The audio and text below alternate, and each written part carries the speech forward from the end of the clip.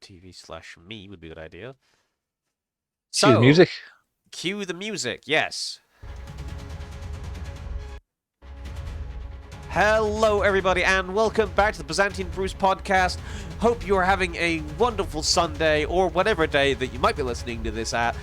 This is Chaotic and Byzantian Brews invading your ears with some new homebrew content and some weird stuff. Hello. Hopefully it's an occupation by now, and you've been... It's It's not like one of those weird invasions where we sort of invade then just leave immediately. Yeah, we're like, I was gonna say we're like the Romans in England. We came, we saw, we built some aqueducts, we realised there's some trouble at home, and then we fucked off and left. Classic Romans. Anyway, how was the week? The week has definitely been something. So yeah, the week has been fraught with tech issues. Oh, yeah, yes, I did a mess. Yeah, we had some funny business with yesterday's attempt. Even though there's access to Discord. Yeah. You know, don't let that get in the way of Xbox exclusive fucking chat. So stupid. But I'm okay. I'm still like dealing with things with my nan and stuff. We have yet to receive the coroner's report because there was a whole like thing with the whole medical malpractice thing, not checking on people when they should be checked on, and that's why she got ill after operation. So it could be a few weeks before we even get the coroner's report, and therefore a death certificate, and therefore the funeral. So it's like being in limbo for a bit. But sorry, I'm eating during the podcast. It's not very professional. I've got some like not quite Kinder Bonds. Very nice. All right. So I feel all right. Kind of Bonds. I like milk chocolate with mixed milk and hazelnut pieces in them. Okay. They're very decadent. You only need to eat like 3 of them to be satisfied with your chocolate intake for the day. They're individually wrapped though, which is a bit weird. I'm like, yeah, is there not a more environmentally friendly way you could package these? It'd be weird if they were all wrapped apart from one. But leave a little bit of doubt. It's just the extra confusion, yeah. But I've been doing so this week's. I guess my main priorities have been sorting out more things in WWE 2K20. I have done a copious amount of new custom everything, including some new outfits for existing wrestlers, some custom wrestlers. I did Uzara Subaru recently. All in prep, of course, for doing the stream that kind of failed on Saturday, but I think we might be able to get it done on Thursday instead at a different location that might have slightly better internet, or at the very least we can, both be in the same room to do it. Which means we could do Thursday, Saturday night Royal Rumble. Just it's Saturday somewhere in the world, right? It's a time. It's always Saturday somewhere. Is that the saying? Probably. Anyway, I've been having fun with that. I do want to get some painting done still. At some point, I'll paint these BattleTech minis because I do like the look of them. And, yep. Also, I'm slowly preparing for Command Fest next month again. It's the 18th and 19th of May, so big old Magic convention is coming up. Okay. So that should be a lot of fun. What have you been up to this week? You're complaining about the... apart from Saturday, it's been quiet on the events front. There's a rugby match, so it was out and about a lot. 2 free drinks. Good time. Met a couple of very friendly dogs. There's a bulldog called, and I kid not, Bear, who was just thrilled just happy to be here. He's great. Aww. This big, goofy smile the whole time as well. I love dogs like that. It's like, Like not really fussed either way. Just happy to exist. It was cute, a vibing and we dog. lost by 2 points, but yeah, it was That's always like the just thing like of like sports mascotting. You've just got a to bit. like, you've got to remain happy looking all the time, but also look slightly disappointed that your team lost. Eh, yeah, yeah, that's fair. Got lots of good action shots. There was some Noise. inflatable stuff and rugby themed shootout stuff around the back for the kids, so it'd naturally be funny for the mascot had a crack at it. Mm. Running in big feet's hard, but I can imagine. I imagine it took a full body tackle just for the camera, which I hope they got on camera. E. Some head almost came off, and I did somehow manage to. So imagine this. It's sort of like a wall of like black netting, like a football net, Uh huh. deeper pockets in the back that you could shoot rugby balls into if you aim it right. Ah. I had a crack at that for an action for a photo for action shot, Aw. and actually, ironically, so I was actually impressed with that. Didn't have to pretend to be happy about that one. Yeah. Just nice. I'll be if I can shoot straight with that. Yeah, that's fun. Uh, um, kind of a quiet week for the most part, apart from Thursday. Oh Is yes, yeah. We had a just funny. annoying to get to. Hate that. Oh Bit annoying, yeah, really. those are annoying. Um, But we got to chill out afterwards with some again and I have water, which was cool. it was a non D&D week, so it's all good. Yeah, Um, and I've got some painting done today nice. because I've been looking through like what it's annoying as I've been reading through the rules for Dragon Rampant, which is like a really open-ended skirmish game, and it requires small armies of minis, so it's Uh really huh. flexible. The problem is the unit strength size is like 6 or 12. It's a bit of a Ah, weird. You can do reduced. You can do reduced units, but the game is 12, so yeah, bit of an odd. But I have found a sprue that works for it at least. I don't think the old Haradrim from Lord of the Rings range yes, only had like 2 weapon options, at least the basic ones. So I'll probably use those makes and sense. say they're from Casquero. Do you remember and the setting Anfield was running yonks Yes, ago? Cascarians. Quite not quite the Middle East, but they fit there really well. So I'm just going to say they're from there. Hmm. That's been my work so far. I would like to have done more, but there wasn't quite so much on really. Hmm. Yeah, I think like the weeks before Easter time are just generally quite quiet. And then after Easter, all of the conventions seem to start happening. Like late April, early May, a whole bunch of conventions happen. Yeah, A whole bunch of like other events start happening around that time towards sort of summer. But like this is like the calm before the storm. yeah, that's fair. I know Ted's off to the Comic Con in May, so Ah, they know the big ones are starting to roll out. yeah, Yeah, it has been a bit of a quiet week though. yeah. So, on to our first segment, Tabletop Book Club. Do-do-do-do-do-do. Right, this one I foreshadowed heavily, but here it Yes. is. Right, move my new phone out the way. Yeah, Oriental Adventures, which is the third edition. Basically, not quite Japan with a little bit of not quite China in there.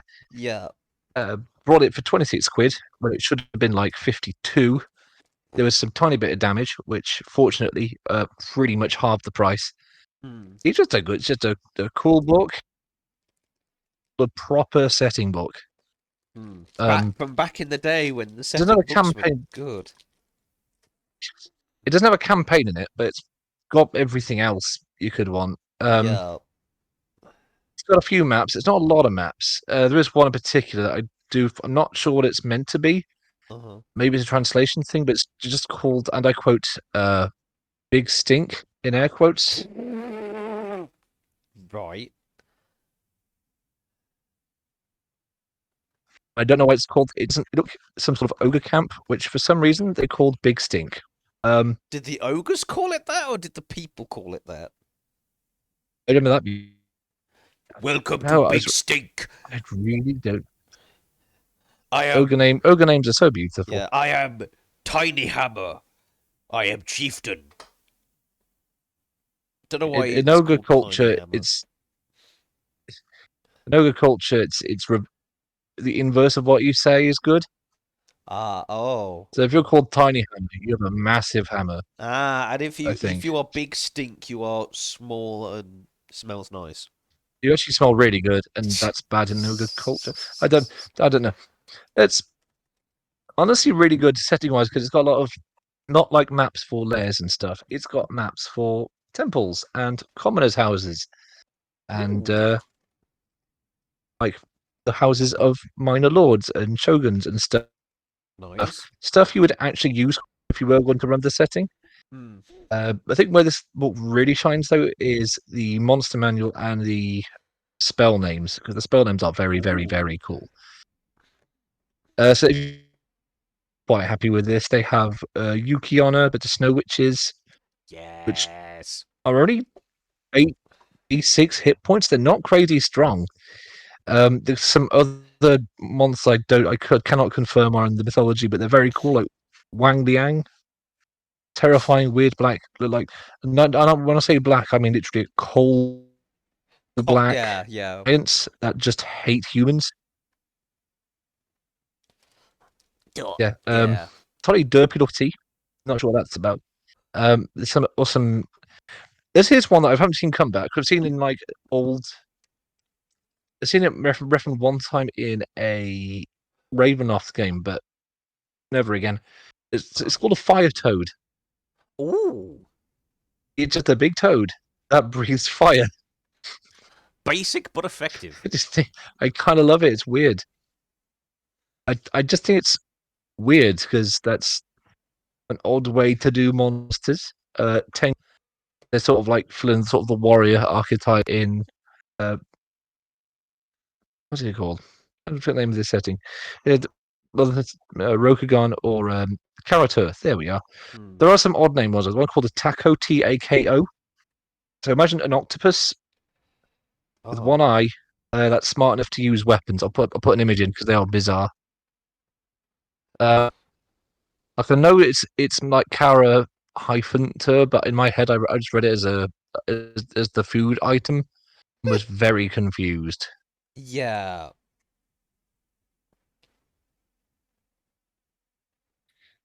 It's an What interesting else one. is there? There's all the long, women with long necks because folklore is full of weird.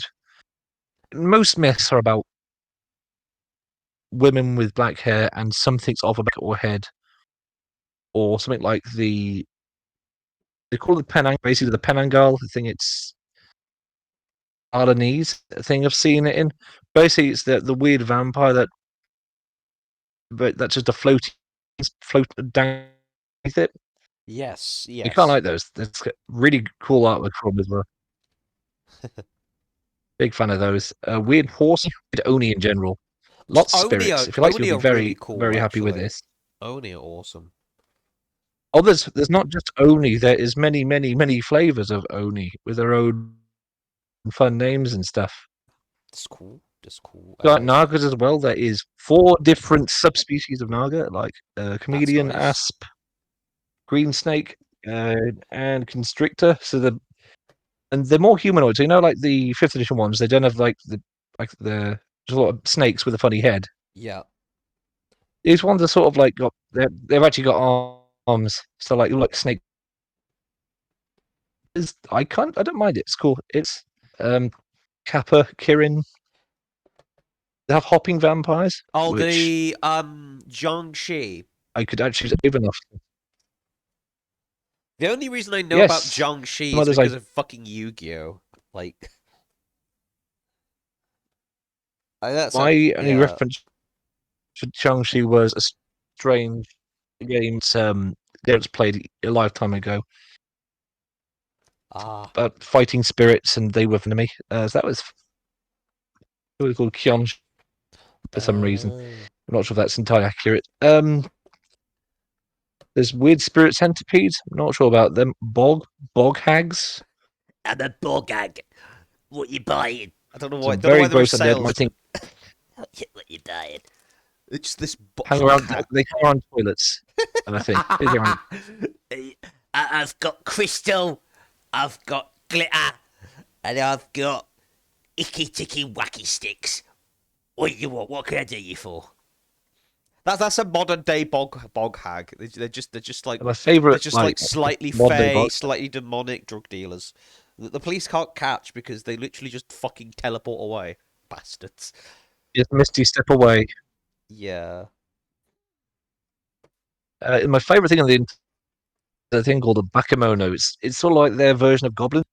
Uh huh. They're really really dumb, but burly. Yeah. With that Thicklings. weird like bulldog physique going on. Oh, they're really thick, also stupid. So thick twice. Um, I think it's a really decent monster with the spell names though. Kind of what I'm a big fan of some of these. Hmm. Um, Stuff like Red Cobra, Code, Wall of Bones. Oh, and Oh. Advice. That's one. Just Or advice. Blood of Fire. Uh huh. Just Advice, yeah.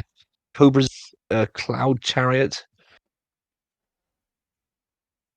Or these names are kind of cool. A condition. Or some they're either really boring names like Advice, or they're just anime like Fire Shuriken Mm. or Earth Bolt. That's the one. Fires of Purity. There's a good one.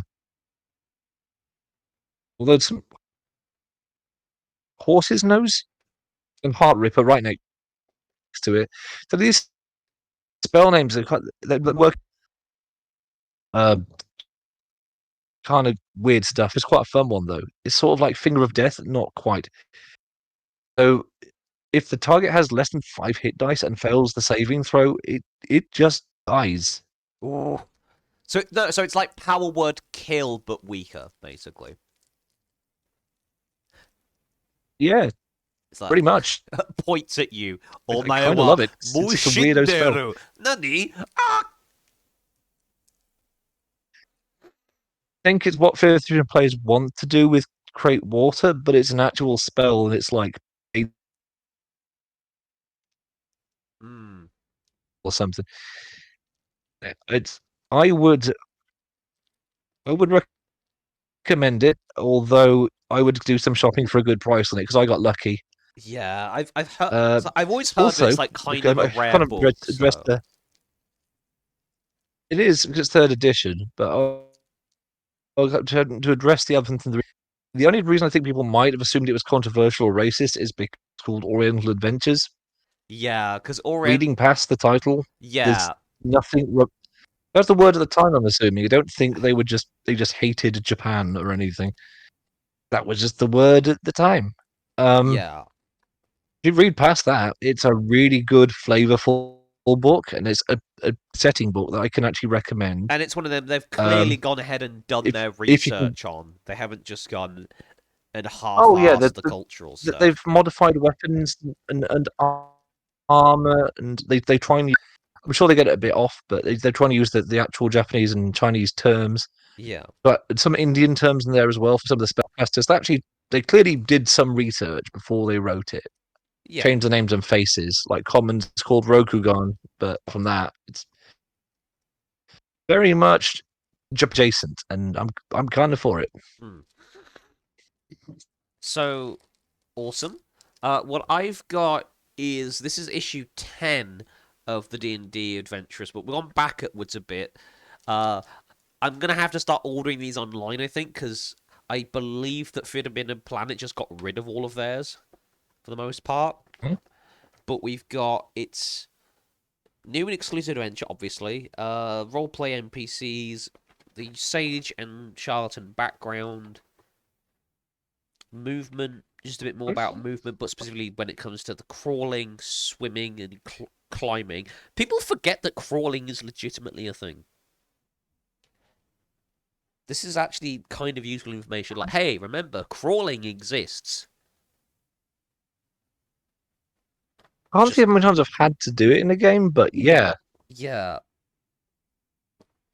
Some advice, some sage advice on role-playing NPCs based upon how are they dressed, what's their background, what do they want, and how do they try and get it.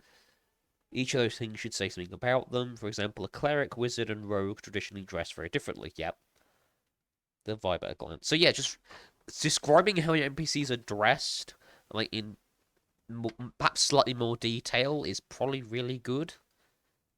It's something you don't necessarily think about as a DM, but it is pretty helpful. It's important. Yes. Talking a bit more about. Oh, this is interesting. So, equipment. The things talk about bag of 1,000 ball bearings, bell, and 10 feet of string, Yeah, hammer and pythons. But unlike in the player handbook, this actually talks more about how some of these items can actually be used, which is nice. Like 50 feet of rope, it might seem like a rope if only that's useless again if you items I've climb. kind of out. Yeah. Um, you can swing a grappling hook on the end of it to bump into an invisible creature, so the spellcaster could hit it. Or set as a tightrope across a wide chasm, or type an enemy, or lasso an animal, or swing heroically into attack. Yeah. I wonder how many times that people have actually used ropes in combat, like to swing in to do an attack, because Yeah, that feels like a very like fantasy trope that no one ever seemed to use in D&D. Unless your name is You're the give you champion of the earth. fine. Oh, mirror. So mirrors, categorically, we kind of think of them as fairly useless. But it says a handy item when you want to look around corners without getting an arrow in the face. I've never thought of that as a usage, to actually be able to look around corners. I suppose with like a hand mirror, you could just like, yeah. I've never thought of that. I might if Yeah, any next week shiny I might objects. buy a Yeah. mirror just to add to my repertoire of weirdly useful items. In a desert, would be constantly Yeah, you'd have to like cover it. reflecting light Yeah, there. yeah. But indoors though, It's also you can signal friends with it's like reflected putting sunlight. Heck, in the middle of the desert, you could probably even use it as a bloody weapon. Just fucking reflect it in someone's face. just Deal is that with annoying guy fire putting damage. light in people's eyes. Yeah. Wait, hang on a minute. I could get a mirror and a fucking magnifying glass. In the middle of the desert, instant fire weapon. Instant fire weapon. Who needs firebolt when I You'd have have to really focus. when I have a mirror and a fucking magnifying glass? You'd have to focus so hard on that for it to work. 3 turns later, there we go. Got some fire going. Like, Anyway, you'd anyway. like it. It's like this is But yes, silly. Love side it. PSA. Don't to players and DMs alike, actually occasionally look at the miscellaneous items section because Oh items yeah. are actually useful. That they're in there for a reason. Weird stuff You know, can there's some be really have edge cases and they can one save your I've life. Hmm? is one of my favorite like random items, which is good, is a staff, not just a staff, and the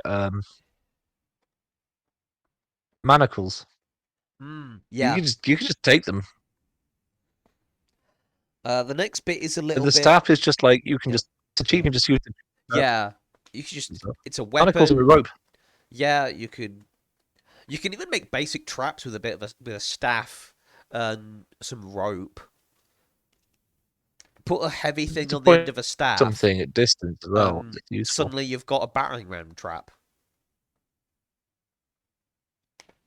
Yeah, Anyway, and manacles they're better than a rope. They're yeah. just There's a little bit on the Sword Coast's mountains. The mountains of the Sword Coast. There's a little bit of detail. Not a huge amount, but there's. Oh yeah, Cryovane, that guy. I forgot about them. The white dragon who just lives in the Sword Mountains is generally a bit of a dick. Outpost like Oh, Axholm, just the Order of the Gauntlet, just some little snippets of lore that you might oh, not necessarily know because some of this stuff I don't think is even in the DM's guide. I think it's usually in stuff like Adventures in the Sword Coast stuff, isn't it? So some of this stuff's like from side books even. Sorry, was that? Sorry, you turned into a robot for a second.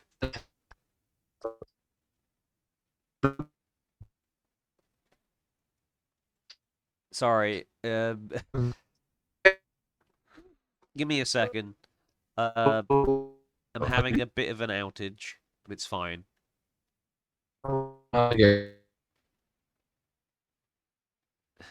Let's give my internet a second to stop panicking. Panicking Skywalker.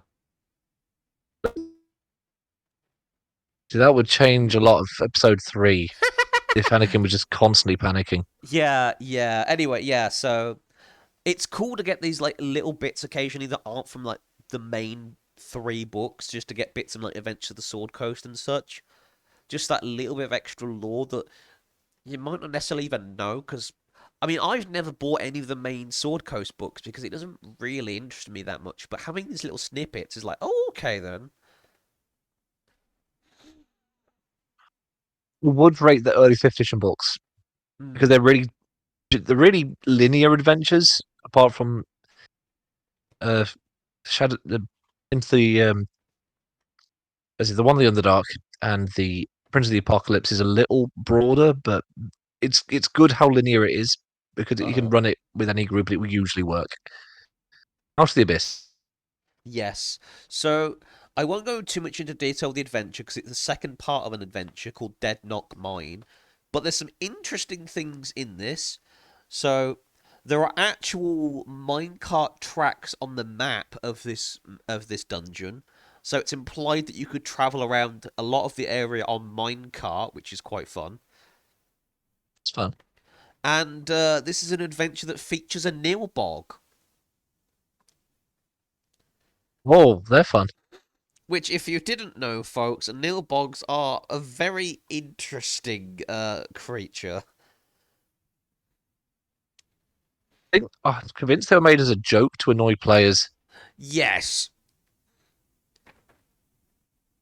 technically, because they're like fae, they're not even like true. They're not even like quite true goblins, because they are technically fae rather than actual goblins.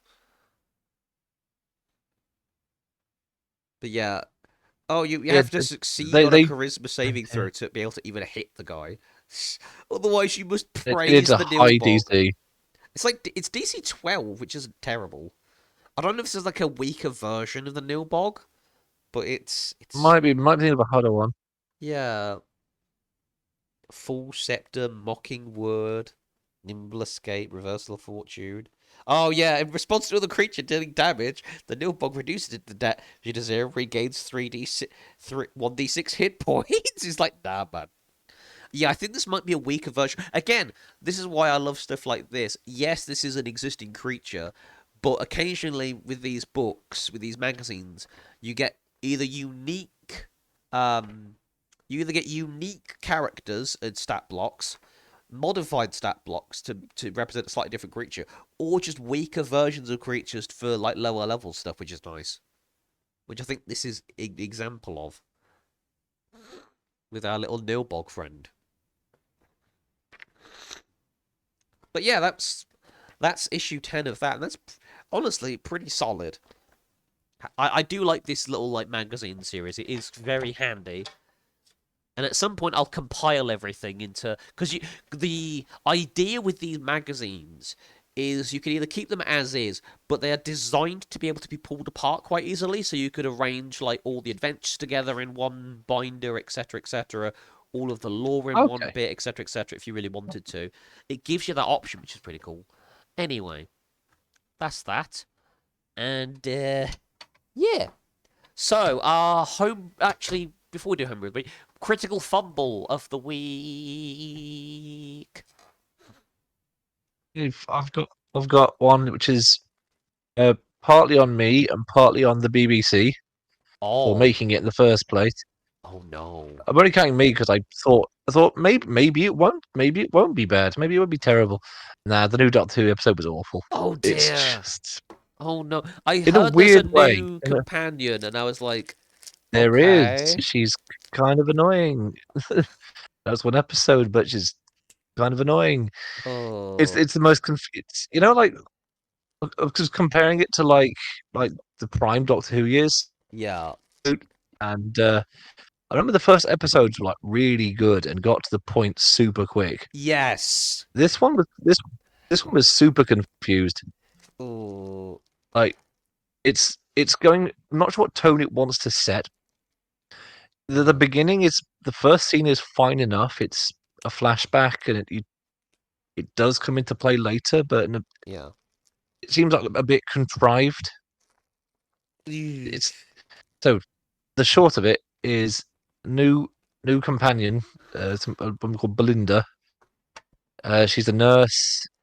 She is one night abducted by aliens after work, who take her to this a planet named after her because 17 no, years ago, she and her then boyfriend, he like named a star after her, and Uh-huh. somehow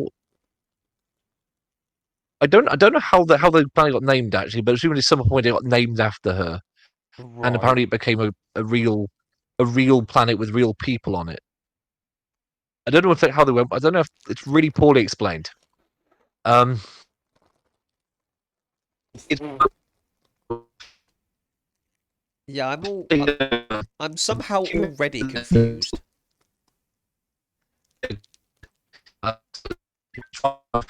Oh, robot again. Hang on a minute. Oh, yep. because Ah, the there we go. the and this is going to make you cringe a bit because so the AI, the literal AI generator overlord of the planet, wants to marry Belinda, but there's also a rebellion because, of course, there is in these things. Yeah. Um, but I suppose spoiling it's not really worth it because it's not worth watching. The ex boyfriend is somehow the AI overlord because 10 years Huh? ago he because she mentioned his name because the robots kidnapped her because of the naming the star thing. Uh-huh. She led to them kidnapping him too, and he turns evil like almost instantly. He like gets off this weird ship. This it looks like a 1950s style like rocket ship too. It's very bizarre. And he's barely spoken to these robots, and he's like, "Oh, so I can do whatever I like." He Uh-huh. becomes evil. It's like, well, he didn't take any convincing. There's no like, "Oh, I'm on a foreign planet. What's happening here?" And it That turns that out he just wants to marry her and never really got over it. that's really But it's not fucking set up. that's really fucking dumb. That is a stupid plot. What the It fuck? Yeah, the fact that he's some weird dictator is never really set up. It That's turns out we're going to love this plot twist. It turns out it wasn't AI generator; it was Owl generator because his name was Alan. So uh stupid. uh that's cringe. That's a dad So, level joke. That's I terrible. know. And Uh, there's a line. The episode's not called Planet of the Incels, but one of the lines in it is just the new companion saying Planet of the Incels without any context. It's sort of like really hoping you know what an incel is. oh But dear. I'm not sure he's actually an incel. It's like An incel, he wouldn't be with anyone. If he could be with someone, is he really an incel? Doesn't really make sense. yeah. None of it really makes sense. Um, so I feel stupid having watched it, and the BBC used to feel stupid for putting it out as well. It's Yeah. The, like the the annoying Doctor part Who of is all of this still crap. is that I'm sure that Shuti, apparently it's pronounced Shuti, not Nakuti, so apologies to Yeah, him. Uh, I think Shuti and the new like person are actually like decent actors. It's just they've been handed these utterly but horrific scripts. It's like what they've else? How are you they've got to be supposed to better than make? this. How are you supposed to make concept Planet of the Incels slash you know the It did. naming They don't. planet thing? How are you supposed to make that look good from an actor's perspective? It's a throwaway line as well, so it's not Yeah, like it was setting up. Oh, it's all about incels. It's about robots and AI, and also incels. Maybe it's like pick one of these ideas and just roll with it, rather than yeah, do all three badly. And they do try and make the new Belinda important, because apparently you'd have to watch the last series as well for this to make sense. There was some random throwaway character in an episode set entirely in a minefield, where one of the soldiers in that episode, Belinda's one of her ancestors, which I think they're trying to make very important. I don't know why, but they are. Um, yeah, that it's. I'm not sure what he's trying to set up with this. It doesn't make sense, and it's not very this is well the done. thing with like a lot of modern storytelling. It's like you're making stuff that is so incredibly contrived just to be like, "Ooh, gotcha," but you didn't see that coming. And like, yeah, you sure you're right, I didn't, because that's a really dumb fucking curveball. Well done, you Yeah, yeah. flummoxed me. Well, Congrats. they make a big deal about. Yeah, they make a huge deal about paradoxes as well. Like the Yeah, villain's defeated when they.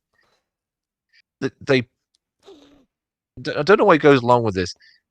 Uh, Alan's got his version of the certificate with the named planet on it, right. and she's got hers, and they use a paradox to kill him. But weirdly, he extends his hand out to take it.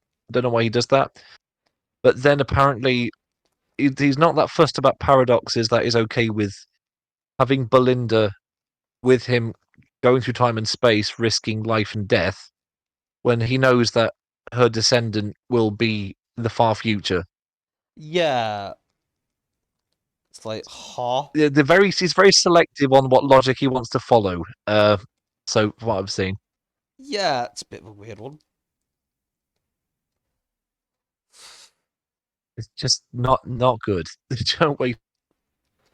I won't waste my time with any follow ups, because I just had to see how far it had fallen, and I was somehow confused. Yeah, it's like, It's huh? confusingly bad. It's worse than bad. It's like, what are you doing anymore? Yeah. It can't be. Well, I'm sure it can't be as bad as it can't be as bad as Doctor Who. But what is it? Yeah.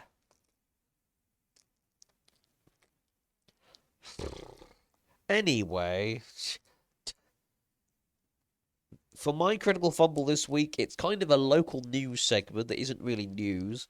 Whoever runs slash owns the Oasis Centre, Mr. Shady Oh McGee, yes, being like, oh yeah, because that closed because it was like, oh, there's a fire safety concern. Oh, but it's too much to do, so I guess it's going to be shut indefinitely now. Oh no, I'm not.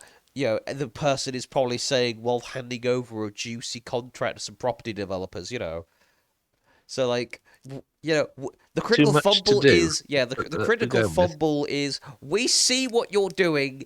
It's not subtle in the slightest. Thanks for destroying several businesses overnight in one fell swoop. There's a lot. There's a lot in there. Yeah. Was he really going off? There's just too much to do as the reason why he's not Yeah, it's like, oh, it's going to be too reopening it. much to like make it compliant with new fire safety stuff and get rid of the fire safety risks. Yeah, Well, the stuff that okay, should have been why known was for it like not years. compliant? I don't know. Why that's on him as well. What? Yeah. Why did it not ready before? Oh my god! So it's probably gonna be sold off for something. Um, God. But yeah, it's a brief critical fumble, but I wanted to address it because like there's a local game store in there that had some really cool stuff in it, collectibles, and I don't know what they're gonna I brought a wind up few books doing from there. now. Yeah. They had a massive collection of old Game Boy Advance games and old Yee. cartridges and stuff like that. So yeah, I'm slightly annoyed about that whole situation. Also, I want to take a That's break fair. from dissing at Wizards of the Coast because yeah, I'm sure they'll be back, but I'm it's sure they'll be there's, back at there some are other point. things. There are definitely other things that demand our attention, like our homebrews of the And week. yeah, oops, sorry, yeah. I've got something a bit more sci-fi flavored this time, Nice. because I've been meaning to do expand Byzantium a little bit with it. It's been an idea I've been half wanted to work on and for ages because I live here, but it'll be funny to if you're going to be selling it at Birmingham conventions, maybe down the line too. Why not just do Birmingham as a setting? That'd be quite funny. Yes. Fantasy sci-fi Birmingham. Gonna throw in all British stereotypes you like, form of like gangs. Like there's not a gang called the Judges. And Ooh. keep in mind this is a setting where law is pretty much it's either super local or just non-existent. Oh. They're just these weirdos that are convinced they're enforcing laws that but no one else seems to follow them. And they wigs and the robes. They just like use sledgehammers and stuff instead of gavels. That sounds Just will very be really funny, silly. actually. Yeah, just take the British stereotypes like that. Have some fun with it. But given that Birmingham has a rat problem now, I thought what better time to update the idea with some new content. And I wrote uh, something called it's, I didn't. This is probably a working title, but couldn't find anything better than Ratmen in the moment.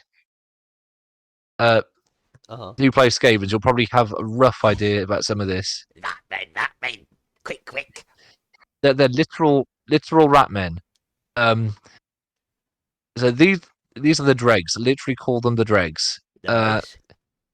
And because they are like the bottom of Ratman society, which I've been actually informed by one of our friends near that rats are actually suicidal. So their law has changed almost overnight.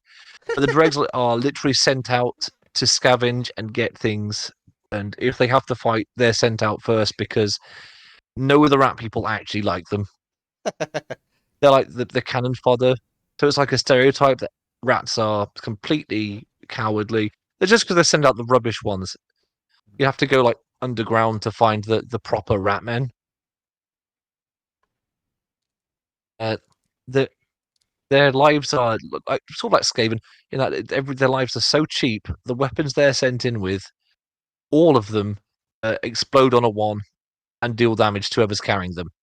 I mean, they work, but they're all, but again, they don't really care because they don't they have rubbish weapons because they're made in a hurry and handed out by the thousands, and no one particularly cares. Um, paired up with something called deep rats, so they're like giant rats by way of the Metro games. You've ever played them? I haven't played the Metro games, but I know what you're on about. It's big rats that they will weird because they are actually almost fearless and suicidal, but they're about the size of a large dog, so they can get away with it. Yeah. And they are hostile to anything they can eat, which is almost anything.